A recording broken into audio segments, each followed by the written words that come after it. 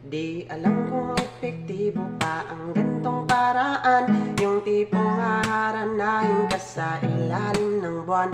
Di naman kasi ako yung taong merong sasakyan, tanging bitbit ay gitara at ang nararamdaman. Pagbuksan mo sana ng pintuan o aking sinta, may dala akong pagkain, peram lang ng kutsara.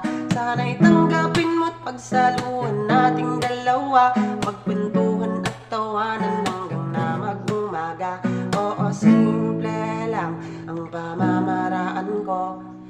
Di ko nga rin alam kung pasado, basta't ako yung manliligaw na